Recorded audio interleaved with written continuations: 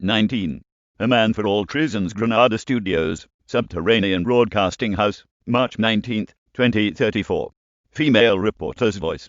If you have had your newscaster lobe operational these days, there is no way that you will have been able to escape the news of the demise of the former Italian politician, entrepreneur, bon vivant and scandal magnate Enrico Fettuccine has died in the Scaloni prison in Milan aged 81. A man who surely requires no introduction from us, and who has historical volumes aplenty devoted to him. But tonight we wanted to provide a different angle on a man who is famous, or should I say infamous, the world over. Yet what we know is often limited to hearsay, exaggerated beyond all belief, to accommodate the solely accepted view of Fettuccine being the devil's representative on the earth. A man so inherently evil and twisted that he must have been born without a modicum of goodness. Manufactured maybe, rather than born. The product of everything that is rotten and wicked in our society. A man who took advantage of everyone and everything that came in his path to create a vast personal fortune and rose to the highest levels of power, only for when he was brought toppling down, he would return stronger than before, convincing the ever more gullible public that he was repentant, only for his next attack to go further, to hurt deeper. Or have we all missed something? Did he have a message that we failed to comprehend? We have tracked down 4 people who were close to him in 4 pivotal periods in his life. A teacher from that harsh childhood riddled with poverty that would shape his drive in later life. His personal assistant from 1981 to 2002, a person who remained loyal in testing times. His second wife, and lastly, his cellmate, the latter being the only person in whom he confided in the final years of his life. With these testimonies, the aim is to create a fuller account of a man about whom millions and millions of words have been written, and whose real modus operandi has been interpreted by every historical commentator and occupants of bars since the early 80s. Ladies and gentlemen, we give you the real Enrico Fettuccine. The screen goes dark. The first image to appear is a wheat field in northern Italy. A vehicle heads down the unmarked road into the town of Rottafreno, Fettuccine's birthplace, a small town, less than 10 miles from the city of Piacenza.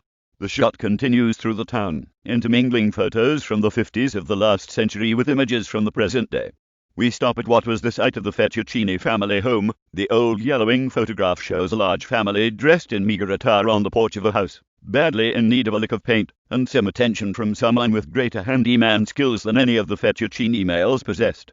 The image of the old house slowly fades, and is replaced by the current occupant of the space, a rather dilapidated laundrette run by a Chinese family. The owner is asked about the Fettuccine residence, but asks for the camera to be turned off. The town has not decided to cash on its most famous former resident. The local council had a Fettuccine museum closed down despite the roaring trade it was doing. They chose to knock down the house to prevent the unwanted pilgrimages of devotees who still saw good in the man. One of the buildings that Enrico would still recognize is the old school, now a primary school solely, but in those days it handled an intake of infants up to pre-university students for a town with, at the time, less than 4,000 inhabitants.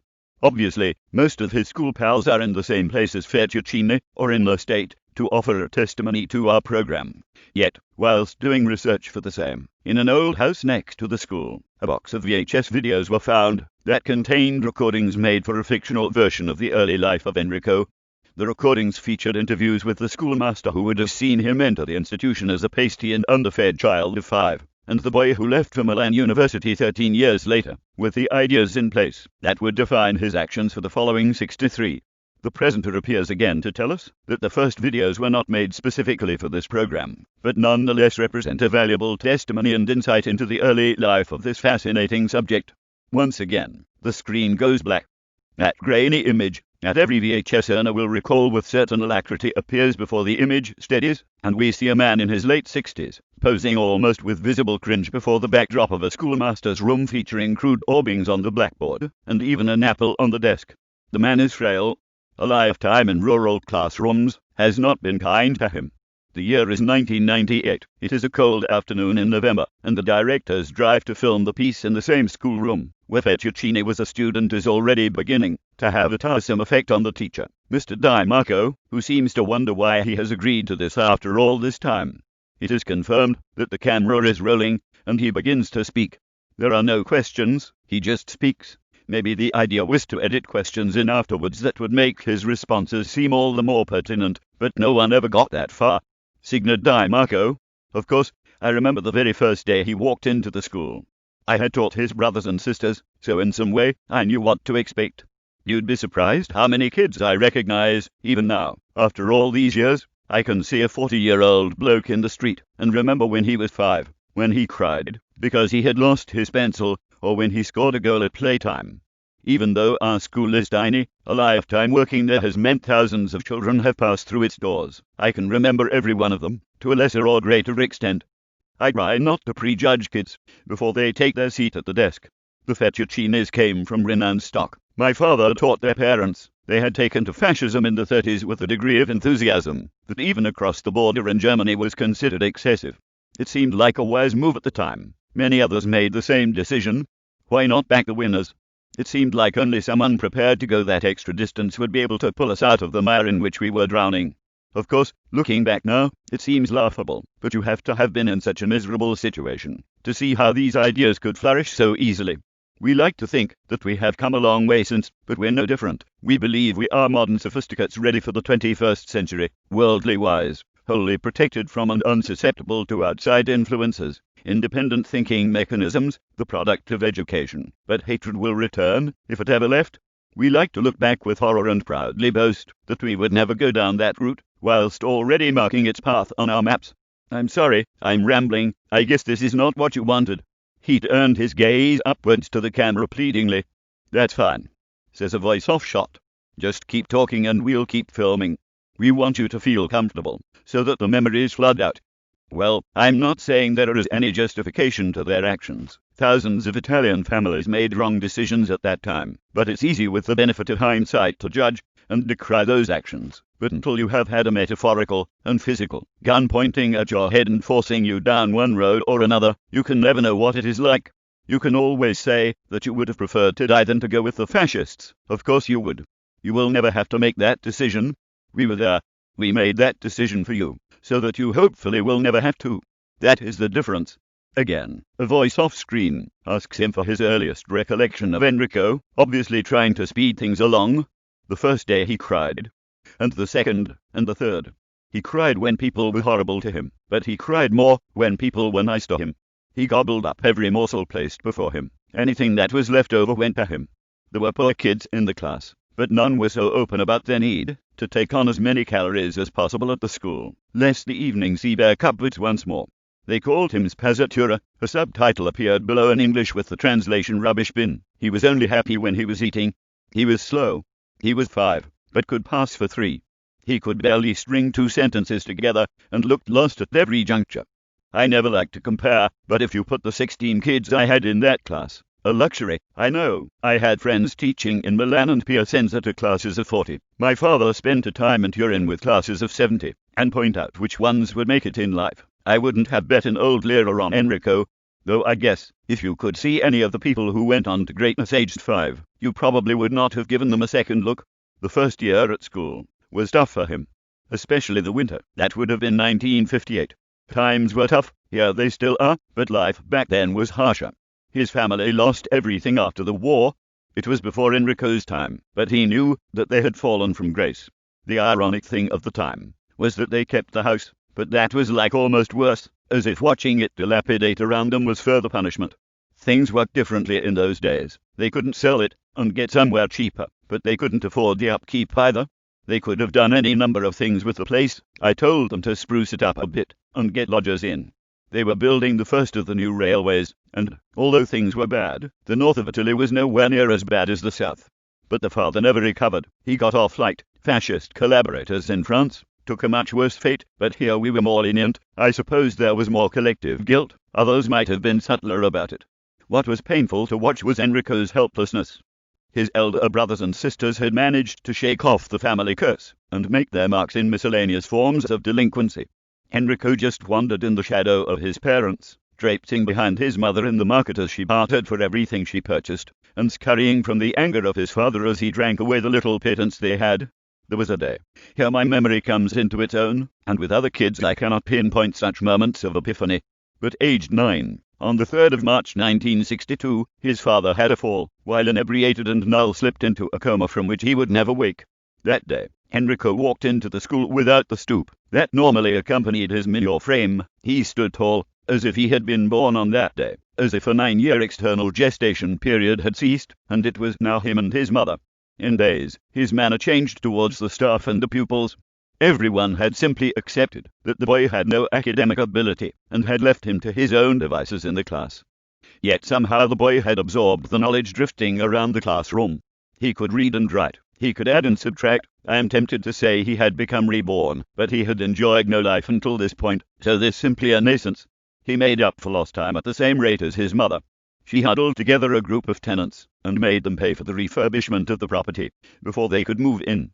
With a promise of a cut of future rents, a promise that would be reneged on, the first of many, she hoodwinked the builders into carrying out the tasks technically for free, thus pocketing the advance payments made by the future tenants.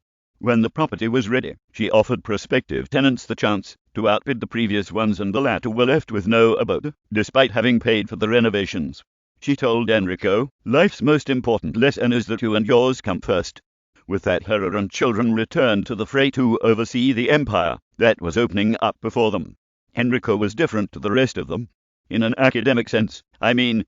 He was equally determined and avaricious in his pursuit of financial reward, and wasted no time dominating the school playground's black market. Gosh, we were innocent. He ran rings around all of us. He had the older kids as hired goons and wanted cohorts stealing from their parents to finance his stock. No outlay, no investment, just call. I hated being impressed. When we expelled him, it made no difference. He still ran things, either from inside or outside the school gates. By 14, I could see that I had before me a brain that is rarely seen in places such as these. He soon became enamored with law and business studies. The latter particularly, he garnered an interest in stocks and shares, whilst most people in the town had yet to open a bank account. He studiously monitored German and US firms, aiming to predict when their stock would rise and be able to sell for a profit. He falsified documentation to be able to trade in stocks at the age of 15, and made his first killing less than a fortnight later. Options purchased with money fronted by other investors, who, after his commission was taken, would see a somewhat disappointing return on their investment. He was earning at 16 what brokers in Milan and abroad were struggling to reach in their 40s. Soon people came from the cities to him for financial advice. The money he made was reinvested in his mother's property business, and soon the latter would control the town, holding a penchant for rundown areas that could be taken advantage of. Yet despite this upturn in fortunes, Enrico still had a preoccupation. He told me, "I don't want people to think of me like the others in my family. I know I'm different. I have to help them, because they were there for me. But now things are different. I want to study. I want to go to university. I want people to know that I am different. Can you help me?" How could I say no? The thing was, he could have walked the exams without my help, but I like to think that he enjoyed what you might call learned company. He spent his time with physical and financial bullies. He knew what he had to study, but not why he should study it. We became close as I tutored him. I took no money from the classes, and he stopped the gifts when I made it clear that I wanted nothing from his ill-gotten gains. In those days I mistrusted the workings of the stock exchange through ignorance. Now I know I was in the right. That inspired him to enter a creative writing competition, which he won, of course, and with those winnings, he bought me a painting that still hangs on my living room wall to this day.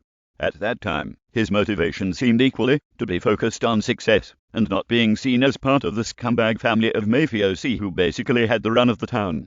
He was convinced of the intellectual nature of his calling, his being drawn to the arts. He promised that he would return to the Bloom in later years, but first he had to make his fortune, and for that he needed a law degree. His mother was similarly delighted with the idea of her son becoming a lawyer. She knew he would be a good one, and that would give her a certain amount of immunity. She prepared herself to step up control of the town for the moment when Enrico would give all of her actions carte blanche. I genuinely believe that was the happiest Enrico ever found himself in his life. Maybe with time he will find some sort of redemption or atonement, but it is difficult to return after such a disgrace. One, he was determined to get into Milan's law faculty with the highest grades in the university entrance exams. He toiled day and night as we studied the syllabus together. He wanted me with him in that journey, though if I am honest, I learned more than him in those sessions. I think he knew some of the stuff was beyond me. I was a jack of all trades in that 60s educational environment, and as the 70s appeared, the man who had trained as primary school teacher forced to impart knowledge. The half-hearted country dwellers had amassed a knowledge that would never be called upon again. Before I mentioned his happiness at the time, I overlooked my own. One at the time of these recordings, Fettuccine was involved in a series of trials for embezzlement during his first time in office, and had fallen spectacularly from grace. It was the professional highlight of my career. Since then I have been chasing the next diamond, overturning stones in the country, only to be disappointed when any buffeting results in further misshapen stones. Most people in my trade never get this once, but if you do, you want it twice. It's human nature. Everyone knew what was going on with the family. This was Italy, after all. Life got easier in the 70s, but many still depended on the Fettuccine's benevolence. The problem with being a benefactor of such graciousness was that you would be expected to return the favor at some point, normally with interest rates not found in your local bank. Enrico made sure that I was beyond reproach. I could have made money out of him, but, even though it sounds unbelievable now, what I got from being able to teach him something more than made up for a new car, a color TV, or a better fridge. At the end of the day, I can say that I knew the boy before he became the monster, that in reality he was never a monster, but circumstances drove him to act in the way he did. You could say that about virtually anyone, though. As the time approached for his university exams, he dedicated less and less time to his work. Of course, he was trading on his own with a false license, or on behalf of people who were supposed experts in the field. He took risks, cut corners, and lost money. He tried to make a couple of quick deals that would yield more than he normally made in 3 or 4, so that he would have extra time to study. These deals turned sour, and he lost face. What was admirable at the time was his ability to accept these knocks as part of a learning curve. He never made the same mistake twice, but made sure he made each one once. That was how he learned. That is how he got better. I drove him to take the exams. I doubt his mother actually knew what he had to do. If the enrollment had been up to her, he would never have even got a pencil. He had moved out into an apartment. He was dating a 23-year-old lawyer who was giving him pointers. He was halfway through the reading list for the 2nd year of the degree course before finishing his exams. Inevitably, his papers did not just receive the highest marks possible. They were published by the education department and given a distinction. Milan University were delighted to offer him a place. He now needed an older, more experienced lawyer as a cohort. Despite him leaving the town, we remained in contact. He wrote to me almost every week, maintaining more contact with me than with his family. He seemed to outgrow them as he saw more and more of the city. From that base, he traveled to other parts of Italy and abroad, learning English and German with the same effortlessness that had characterized all of his previous studies. Inevitably, the frequency of the letters dropped. By the time he entered his 2nd year of studies, information was filtered down to me second-hand. Then there was a card at Christmas, then a photo when he graduated. I knew he had been taken on by a major Milan firm, whilst still a mere undergraduate. He was not there just to help with the office chores and bring the coffee either. He was doing everything bar appearing in court and donning the wig, because he couldn't yet. But cases were won thanks to him, and his reputation was being grounded. I thought I heard the last from him, not of him, when I received a phone call in 1973. He would have been on his way to his final exams. In those days, you could plow through the materials at the pace you wanted, technically doing a 5-year degree course in just over 3, if you were good enough. He was, despite the fact he was also working. But he was seeing the reality of life as a lawyer. He was seeing that it wasn't the life he wanted. Even if he was the best, he would be comfortable defending high-flying businessmen whose luxury outstripped anything he could aspire to, even as partner of the firm. He had left his trading prowess to one side for too long, and it was time rejoined the party. He was despondent when he called me. I want to jack it all in. There is no point in me finishing this degree. I hate law and I hate the idea of being a lawyer. I have already seen where this profession is going. It's pointless. I'll just start up on my own as a trader. He told me. I made sure he knew he had to finish. It made no sense to leave it there, especially when it would involve no effort for him. He eventually saw reason and acquiesced, even with his reduced interest still obtaining the highest grades in recent times. He then accepted his degree and left the firm. He offered me a job, but I refused. My work is here, I told him. He offered to buy me a new house, but I told him that, if I were to move, it would be because I could afford to. I feel at times that he respected me and despised me equally, because I was one of the few people who he couldn't buy, one of the few who stayed fast to their beliefs, whilst other sycophants gave him the responses he wanted. I knew my approval was important to him. The next phone call I received would be requesting my pardon when he got caught, but there would be a lot of water going under the bridge between that point and then. From here on in, all I can tell you about him is less than many others can tell you. He only returned to the town for his mother's funeral. He came to see me, but things had changed so much by then that the relationship was not the same. I still saw the boy and the trembled in my classroom all those years before, but he had become an imposing man ready to take on the world. The camera continued, and DiMarco sipped from his coffee. Only when he looked up and directly to shot could we see the glimmer of moisture in his eyes. It was the first time he had shown any emotion during the entire interview, remaining stoically unchanged throughout. Now he had finished, and his memory allowed him a slight dalliance with sentimentality. He moves over to the table and takes a bite of the apple. With that he gives a wink to the camera, and the fuzzy lines appear once more. Once again, we see the presenter with a serious look all over her face.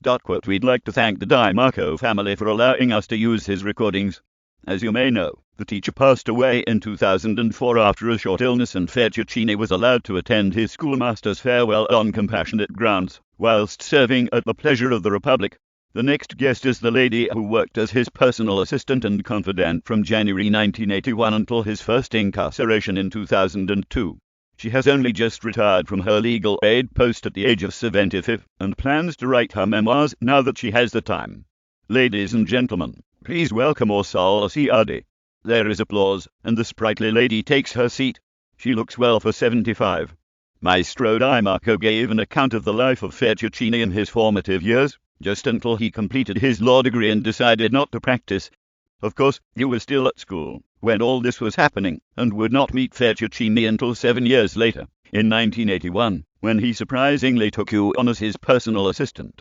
I hope you will permit the use of the term surprising, as you were younger than any of the other candidates, and had relatively little experience. What did you know about him before you had the interview? I did my homework, but it is not like nowadays. You had to traipse through libraries and old newspapers to find out more about people in those days. He was young and ambitious, but so was I. I was sure that if he got to see me, then he would see my potential. I felt we were very similar in many respects. I got the sensation he felt the same, and that is why he hired me. He had a reputation for, shall we say, extracurricular activities even at that stage. I knew what to expect, but it seemed clear from the outset that I was not his type. That was perhaps my blessing, or my downfall. Depends how you look at it. When I left that interview, I did not expect 20 years later to be behind bars. She began. Was he clear about his plans even then? How much were you aware of at the start? The interviewer put on her probing suit. I maintain that pretty much everything back then was above board. He had an eye for business and was charming. Fettuccine Incorporated was going places, but it seemed to lack direction, stewardship, and vision. He was still not sure what his calling was, or how to prove himself outside the legal sphere. He was wealthy at 29. He probably could have even retired then, or had someone else do the work and cash in the chips. I know plenty who would have taken that option, but Enrico was not built for leisure. He could never switch off. He gave all he had, and expected the same in return. He was generous, but could be a very tough taskmaster. But he was not despotic. He did not fire people for saying the wrong things, but he was very reluctant to hire anyone he had doubts about. He used to wander the streets at night, rough areas in Milan, around the Romolo and Lodi districts, looking for inspiration. I am surprised he did not get into more trouble than he did. A couple of times he came back grazed, but only ever carried a single 10,000 lira note, and no wallet or ID. These parts of the city reminded him of the squalor he had seen in his hometown, and began to lead him to believe that his mission may have more of a political calling than entrepreneurial. He was struck by the way these areas ruled themselves, policing being almost a token gesture.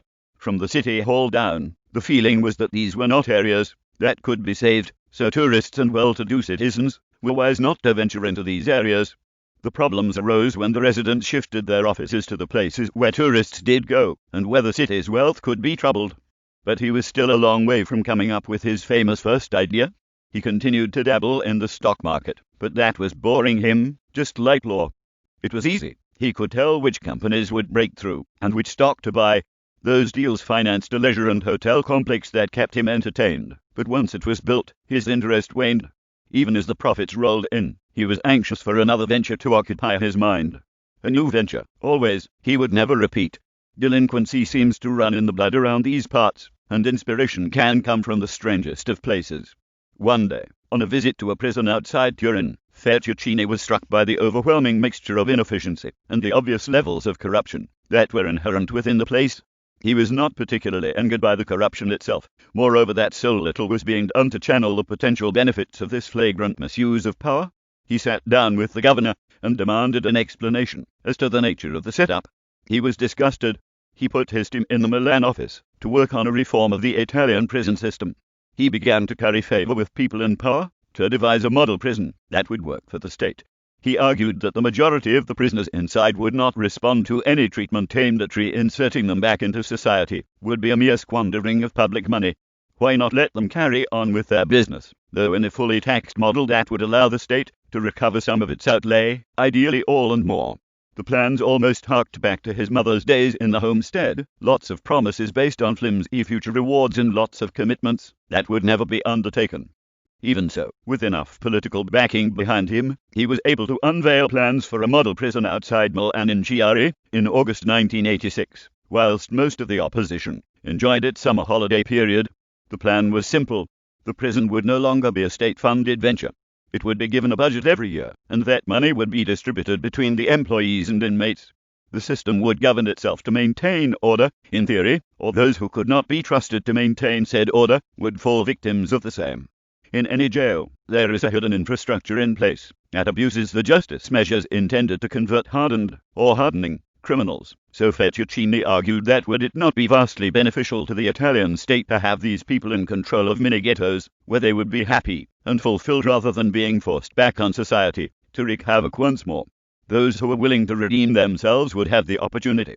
If education was required, there would be more money, relatively, to aid people who had made the decision to better themselves. She paused. You will have to admit that it sounds, to the untrained ear, that you were basically implementing semi-regulated concentration camps. The reporter asked.